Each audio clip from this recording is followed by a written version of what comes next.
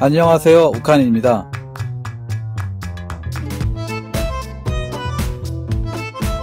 마리 호텔이지 모텔촌에 있는 그냥 모텔입니다. 문제는 어디에 주차를 해야 할지 난감합니다. 모텔 사장에게 어디에 주차를 해야 하냐고 물어보니 알아서 주차해야 한답니다. 모텔 근처를 몇 바퀴 돌다 보니 버스 몇 대가 주차를 한 것이 보입니다. 자연스럽게 불법 주차에 저도 합류합니다. 밤샘 주차 단속이 불안하지만 달리 방법이 없습니다. 모텔을 찾아가니 그래도 쉬라고 방을 하나 줍니다. 가이드가 남자인 경우 방을 같이 쓰는데 여자인 경우는 대부분 혼자 방을 씁니다. 문제는 여자 가이드인데도 같이 방을 쓰는 경우도 많습니다. 투어버스로 일하면서 제일 곤란하고 힘든 부분인 것 같습니다. 자세한 내용은 다음 시간에 다뤄볼까 합니다. 서울 숙박은 이마저도 방이 안 나와서 사비로 싼 방을 얻어서 자거나 집으로 갑니다. 아침에 일찍 출발하는 경우가 많기 때문에 대부분 근처에 방을 얻어 쉬는 경우가 많습니다. 마음 맞는 기사들끼리 방 얻어서 쉬는 경우도 많고요. 춥고 덥지 않으면 버스에서 자는 경우도 많습니다. 저 같은 경우는 침낭을 가지고 다니면서 버스에서 정말 많이 잤던 것 같습니다. 그렇게 첫날을 보내고 둘째 날이 밝았습니다. 아침 7시에서 7시 30분에는 출발을 해야 합니다. 외국까지 놀러와서 여유라고는 눈꽃만큼도 없는 일정입니다. 어제와는 다르게 가이드가 살살거리네요. 어제는 첫날이라 신경 쓸 것도 많고 정신없어서 제대로 인사 못했다고 인사를 합니다. 가이드가 남은 일정을 정리해서 건네주네요. 그때는 고맙게 느껴지더라고요.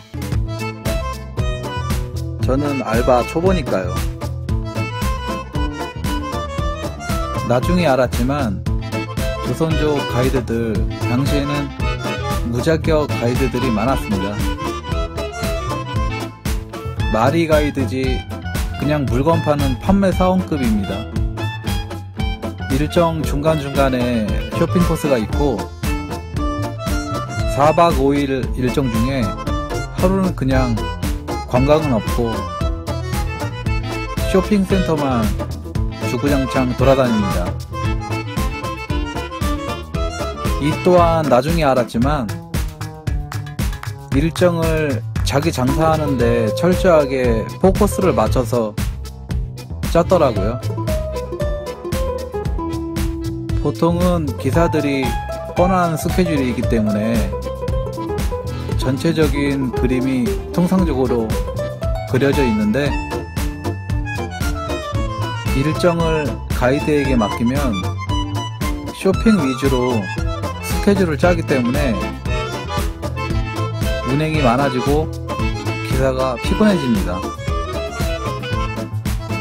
보통 한 곳에 가면 관광과 쇼핑을 마치고 불필요한 이동 없이 대기하다가 다음 코스로 이동하고 보통은 이런 식인데 가이드에게 맡기면 정말 왔다 갔다 하루종일 시달립니다. 탐욕적인 가이드 만나면 정말 힘듭니다. 어쨌든 저는 알바 초보이기에 첫 운행은 그냥 하자는 대로 그대로 돌아다닙니다. 처음이라 그런지 일이 힘들거나 피곤하지는 않네요. 하루 종일 같은 노선 뺑뺑이만 돌다가 여기저기 돌아다니고, 일단은 눈치 안 보고 터치가 없다 보니 상대적으로 몸과 마음이 너무 편합니다. 물론 주차와의 전쟁에 대한 압박은 상당합니다. 하루 종일 쫓고 쫓긴다고 보면 됩니다. 이렇게 저렇게 알바로 시작한 첫 단체를 끝내고 수입을 정리해 봅니다. 하루 일비 2만원, 5일을 일했으니 10만원. 식당 돌아다니면서 보통 5,000원에서 만원을 받고, 아침은 모텔에서 제공하는 조식을 먹으니까 패스, 점심과 저녁 하루 2끼, 전체 일정으로 따지면은 7에서 8끼 정도, 한 5, 6만원 수입이 발생하네요.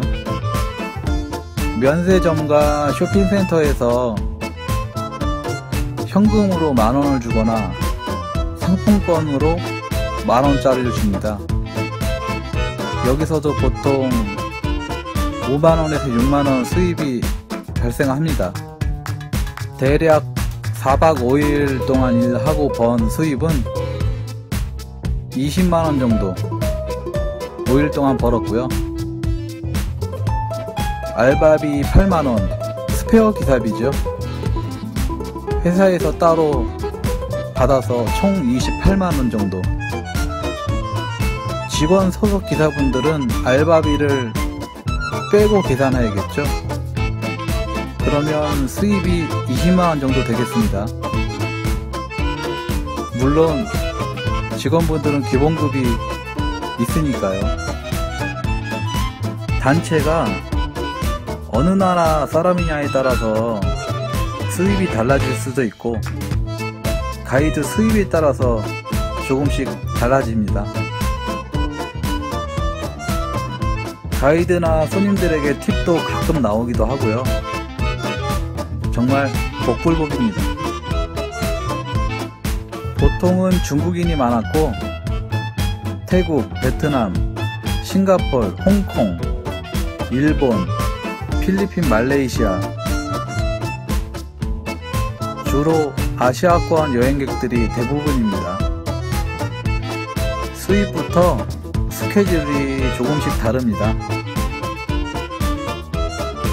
한국에 조금 비싼 가격으로 여행을 오는 단체는 강원도나 지방 관광지로 조금 돌아다니는 편이고, 대부분은 저렴한 비용으로 오는데 서울, 경기, 인천만 돌아다닙니다. 주로 서울에서 돌아다니고, 경기, 인천은 그냥 잠만 자는 곳입니다. 비슷한 일정을 4박 5일 동안 하는데 홍대, 명동, 종로, 신촌, 그냥 딱 들어도 숨막히는 동네만 돌아다닙니다. 어디 잠깐이라도 정차도 힘들고, 첫날부터 차만 세우면 크락션에 쌍욕 시전하는 운전자들의 빨리 차 빼라는 주변 상가 사장님들 원성만 들었네요. 이것도 하다보면 어디 가면 어느 곳에 주정차가 가능한지 불가능한지 다 알게 됩니다. 초반에 저는 몰라서 고생 좀 했습니다. 다사다난하게 4박 5일이 지나가고, 그렇게 알바를 끝내고 집에서 쉬는데 회사에서 같이 일할 생각 없냐고 연락이 옵니다. 그래도 초보인데 다행히도 큰 문제 없이 일은 잘 끝내긴 끝냈나 봅니다. 지금도 그렇지만 당시 관광버스 하시는 대부분의 기사분들이 연세가 높은 편이었고 젊은 기사는 정말 거의 없었습니다.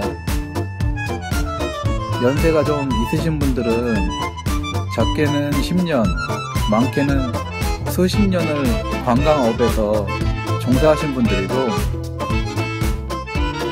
가이드들 나이는 보통 20대에서 30대가 많았기 때문에 아무래도 나이가 많은 기사님이 어려웠나 봅니다.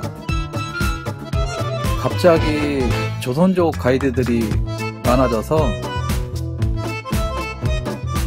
가이드들도 초보도 많고 개념 없는 사람도 많아서 가이드 기사들 트러블도 많은 편이었습니다.